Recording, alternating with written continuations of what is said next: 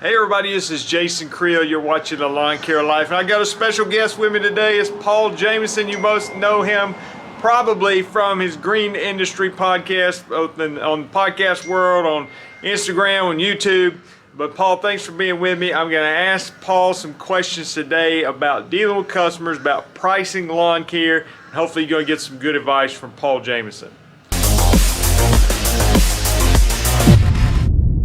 Let me first start off by saying I really enjoy your podcast. I'm not like a huge podcast listener, but yours is actually one of the few that I've got subscribed to, and I've been enjoying you doing a great job with that. I'm actually learning a lot from that. Thanks, Jason. Do I answer the answer here? Or you got something else? Some Alabama accents? No, I don't know. You can answer that. That means a lot because I have the 10 plus years as a lawn care and landscape professional, but I also, a lot of people don't know this, I actually worked in professional broadcasting for 5 years. Yeah. So I mix the professional quality sound. I try to have a spirit of excellence behind the audio quality, and then just mix what I've learned across the years. And I get to interview cool people like yourself and Alan Hain and these guys, so that means a lot. I appreciate it. Yeah, it's like being a good talk show host. You're able to kind of draw people out. You put them at ease, and then they start telling stuff they ain't supposed to tell people, and you get them to come off their secrets. So I think that's a real gift. I wanted to ask you, because like I said, I listened to you, and you talk about your own experience in the lawn business, both bad and the good.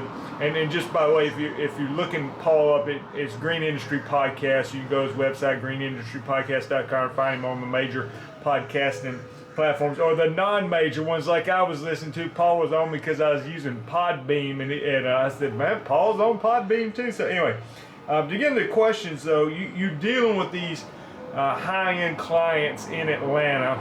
Yes. And I want to talk about more of your success than your failures, but you can talk about your failures too. But I mean, literally working with like Atlanta Falcons coaches and players and things like that. So high-end neighborhoods. So, and I know you talk to people, you do coaching and things like that, but like, so tell me about pricing, and I know you talk about your numbers and stuff, but like, how do you come up with a number when you walk in there and they got, a couple of Lamborghinis in the driveway? Yeah, absolutely. So we're in the business of selling time.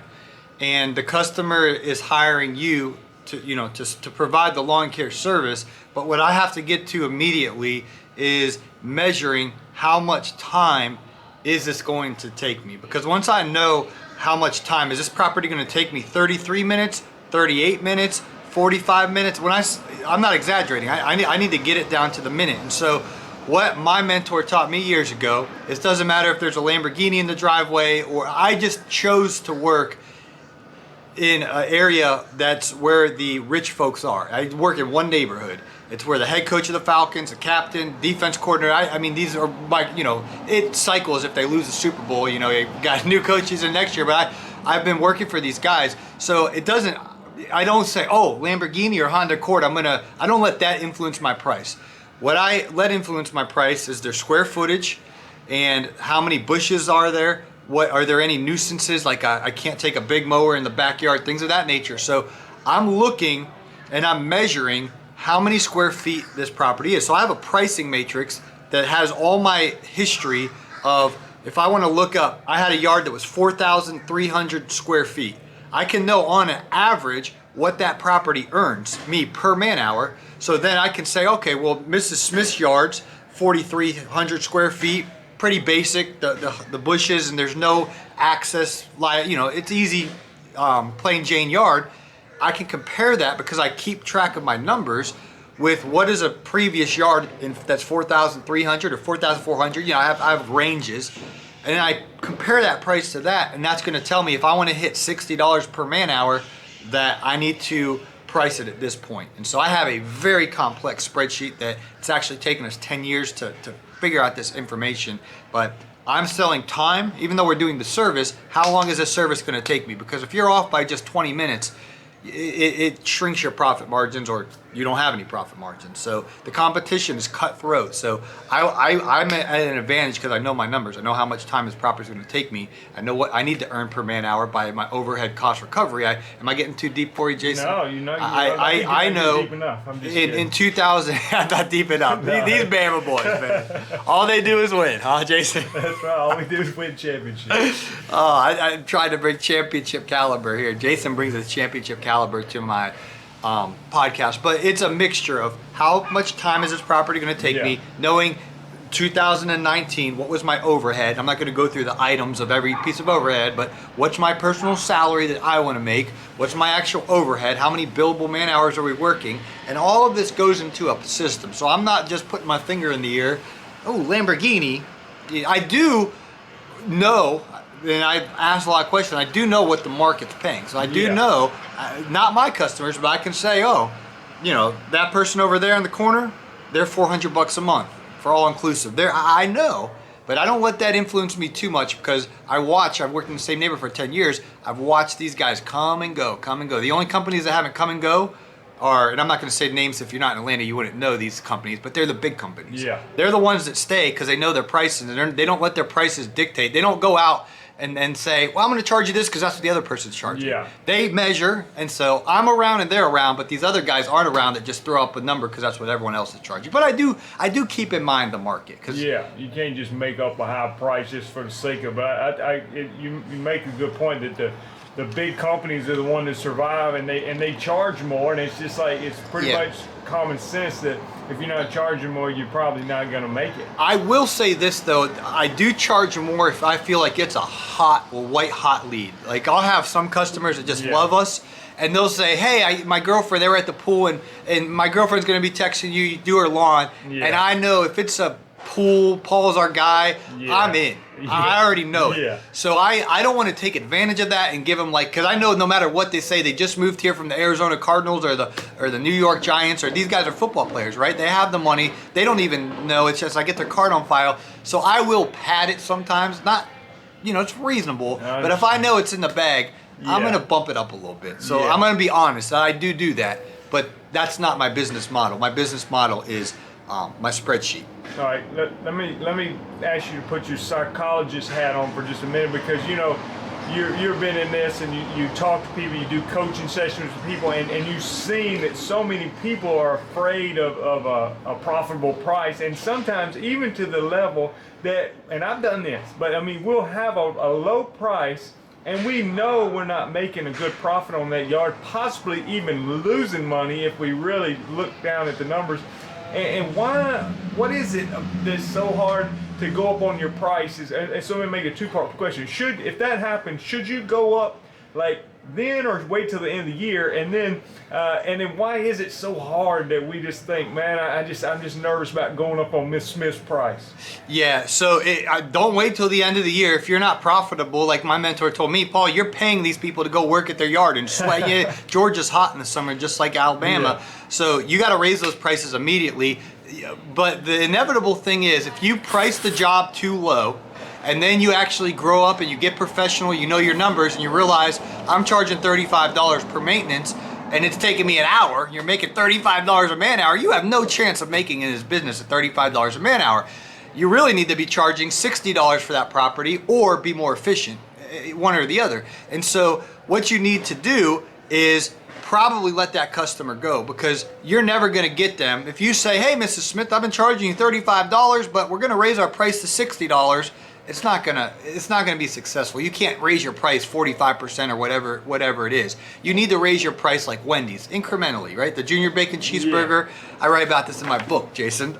We'll talk about that in a minute. But I shared a story of junior bacon cheeseburger used to be 99 cents, then $1.09, $1.19, $1.20. Next thing you know, it's $2 now for that joker. They raised the price by 50%, but they did it over 10 years. We can do the same thing. We just have to raise it incrementally. So what I had to do in my business, I sent out my rate increase letter to my customers, letting them know I'm changing my prices. I had to raise my price by 25%. And most people said, we're going to find someone else or whatever, and they go get Chuck in the truck. And I had a huge attrition. It was the best thing that ever happened for me, because from that moment on, this is when I learned my numbers. Then my new customers, I priced at the right price. I had less work, but I was earning more revenue. So I would say you have to price it right out of the gate. And I haven't figured out a successful way to bring Mrs. Smith, who I priced wrong when I was a rookie, to a profitable price. You're probably going to have to just send the rate increase letter, let her know the new rate, and then let her tell you that they're going to look for somebody else. So again, we all make those mistakes early on, but it's not necessarily raising the price is the answer. The price is having the right price out of the gate, and then just incrementally raising the price over time. All right, so how do you do this? Because you got some people, and you go in that high-end neighborhood, and they want their yard sprayed, they want it fertilized, they want your crepe myrtles pruned, if they got a tree limb that's falling, and you're thinking, I can't do all that. You know, you might not be able. So yeah. I mean, how did you decide, like, what am I going to handle, and then how do you go about finding people to help fill in those gaps? Yeah, Jason, it was about 4 to 5 year trial and error. I said yes to everything. I mean, I'm cleaning gutters. I'm helping people move furniture. If they say, "Do you do this?" I said, "Yes." I remember I hung a picture of the lady's house. She said, "Hey, can you come inside?" I thought I'm mowing grass. She said, "Can you come? My husband's short. Can you come hang a picture for me?" So I said yes to all of it. And I was stretched thin. I wasn't making money. I literally, it was either my first or second year, and I went to the accountant, and I made over $100,000 revenue. I thought I was, I'm making $100,000. I thought I was the man. My accountant said, "Paul, you would have made more money working at McDonald's because my expenses were just about to, if you make $100,000 and you spend $100,000, you would literally make more money working minimum wage." And so I forgot the question, Jason. You got me. Oh yeah, the full service. Fill in the gaps if you don't offer So everything. I said yes to everything, but I didn't know what I was doing. So I went out and did my first sod job. What I'm telling you is this is not the right way to do it. I'll tell you the right way to do it, but I want to be honest. Yeah. I just said yes, and then I went out and did it. Inefficient. I didn't have the experience. I didn't have the education. I didn't have the knowledge, and I would just go out there and butcher jobs, right? But then I learned. My second sod job got better. My third, my fourth, my fifth. Fertilizer and weed control. Man, I watched some of Jason's videos. I burnt yards. I put, what's the stuff you were talking about the other day? Real potent stuff. Man, Spectacle. Oh, no, not Spectacle. It was a spot spray. Oh, you very right potent. There with like blindside. Blindside, Yeah, boy! yeah. There were some weeds that was not nutsedge, but I know dove's weed. Dove's weed. Like a dog peed all No, over the dove's yard. weed. This I could not get rid of this dove's weed. I go out there and put Yeah. blindside all over. Now I'm gonna get this. It was 92 degrees. I'm spraying it extra hard. This thing can't come back. My customer calls me back. There's yellow spots all over his yard. I got to resod the whole thing. So I made, that's $3,000-4,000 to redo a whole yard that I destroyed in blind. So I learned these mistakes. So what I finally did is I threw in the towel on fertilizer and weed control. I called Russell Skipper. I actually kept going to the warehouse to buy the fertilizer. And Warren over at Helena in Duluth, Georgia, he sat me down one day and said, "Paul," he said, "I'm going to give you guys' number." He's like, "I won't ever see you again." He's like, "Call him.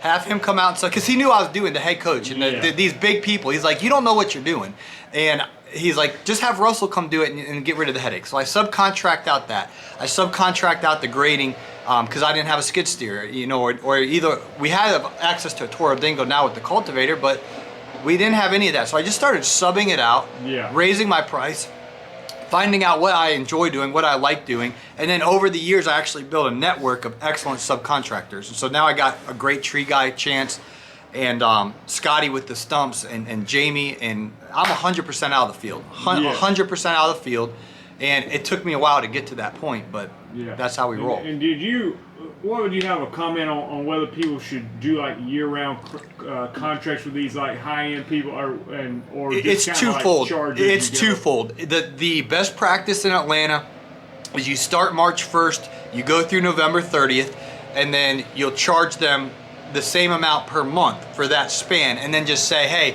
if you need us to come a la carte in December, maybe you need us to just come below and make it look nice for your Christmas party, or January, February, those 3 months we'll do it a la carte and charge your card on file, but those other 9 months we're going to charge your card $400 on the first of the month, and I only do prepay card on file." Caleb, my buddy over here, never gives me credit with all these other guys. He's like, "Ray, you shout me all these guys out all the time." I'm like, I was one of the first people. Anyway, little inside joke. My buddy Caleb Allman's over here. I have their card on file. I charge it the first of the month, right? What I personally do, so that's best practice in the Atlanta market with our climate, because the grass is dormant in December, January, February. There's not much to do. What I do in the neighborhood I work in, these people are so rich. we just charge them year round, and they don't say a word about it. They don't know, they don't care. They're out at their beach house or lake house. Some of these people have 4 houses. So I just say 4 years, and if they ever bark at me, I'll just say, oh, well, Mrs. Smith, of course we're gonna be here a lot more in July, August, September, but that's just 12 simple payments for you. So I'm not sitting here charging your card 52 times a different amount, or it's easier math. And so I build in, have very low expectations, January, February, and, you know, and that's just how I personally do it. So I'm able to get 12 months a year in Atlanta, but I would say about 20% of us do it that way. The other 80% start March and November. Yeah. Like on your pricing is a big mistake people make. If you're too low, don't wait the end of the year, go up tomorrow. And Paul's even got a price increase letter you can get at greenindustrypodcast.com. But you know that's very important. And then if you're trying to go out to these high-end clients that have everything, and you're saying I can't do it all, then you got to start developing relationships. All the big players in the neighborhood provide it all. If you don't provide it all, then someone else who does is going to take that property, because these people want convenience. I'll say it again. Convenience.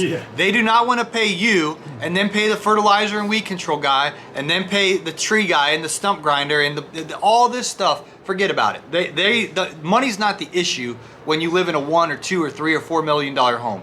Conveniences. They just want to know that when they come home from work or they come home from vacation, everything's in order.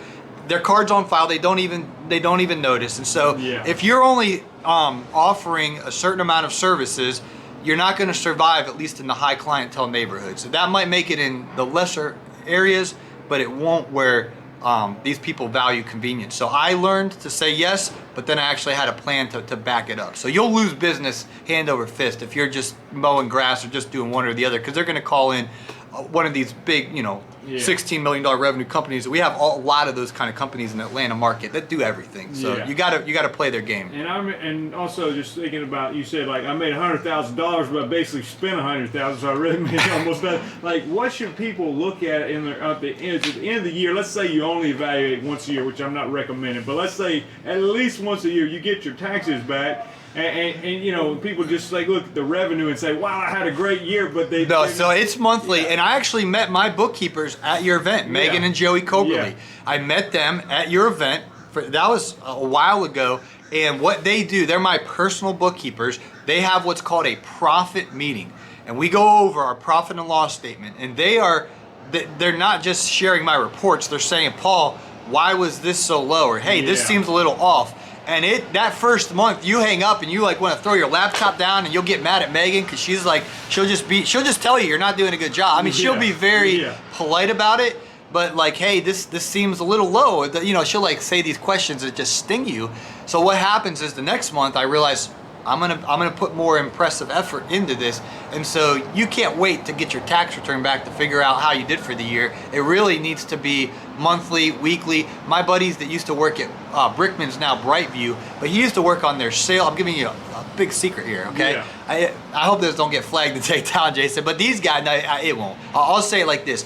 These guys meet in a boardroom daily and go over numbers daily. Okay, my buddy, he worked for a lawn care landscaping company, but he wore a golf shirt and he worked in their financial department, and they're crunching numbers. These big companies daily. They're looking at their time. They're looking at their goals. They're looking at how they're doing. And then we're so busy trying to do all these different jobs that we just let it slide, and we think because we're sweating and we're executing work, we're getting projects done, that we're actually being profitable, and you're not going to accidentally be profitable, okay? You really need to have a game plan, and part of that blueprint is reviewing, analyzing, what numbers did I hit, and then finding out, is that my goal, or could I do it better? It's almost like you could almost say the biggest difference between the big successful companies and the small unsuccessful ones is that they know their numbers and the small ones don't. And it's only, and I don't know what they'll charge you, it's just based on your revenue, but it's only $200, $300 a year. Started with a quality bookkeeper. I recommend Gulf Coast Bookkeeping. I don't know if you have another sponsor or whatever. That's who I personally use. You cannot not have a good bookkeeper. I'm telling you, a good bookkeeper is going to keep you in check and make sure everything's in the proper order. So that $300 expense each month, that's more important than a shiny new truck or going and buying whatever. If you have to use used equipment and just so you can afford your bookkeeper to get started, Caleb's over here, so I'm nervous. He's going to hit me with his efficiency is everything. But I'm telling you, one of the first things you need is a good bookkeeper right out of the gate. Yeah. So. All right, Paul, appreciate your time, and I know you're doing great things on your podcast. That thing's been blowing up. I've been listening to it a lot. And then also, you just came out and launched your book. It's on Amazon. You got the Audible version coming out soon. Show us that sexy cover there. Yeah, the book's called Cut That Grass and Make That Cash, and it's actually the business lessons I learned the hard way my first 10 years in business. So I shared the development of my business, the mistakes I made, and then the lessons I learned from that. So you can get this at greenindustrypodcast.com, and that rate increase letter you're talking about is only 27 bucks. We got that over there. And it's the actual template letter that we use to send out to our customers to say, hey, it's a very professional, simple, successful, straightforward letter to let the customer know that why we're raising our rates. And so I would suggest doing that one time a year, but you definitely need to put the time in on the front end to measure the property, to compare it to what you're making on previous properties at that size, so you price it the right way out of the gate. So thank you for your time, Jason. Appreciate Paul being with us, giving some good advice on dealing with these high-end clients, pricing your lawns, evaluating your numbers, and of course we're excited about his new book. So thanks a lot. If you haven't done so, I encourage you to go ahead and subscribe to the channel. There's over 500 videos lawn care related. Or just click on my channel name, Lawn Care Live. Go check them out that way. But talk to you guys later. Thanks a lot. Bye.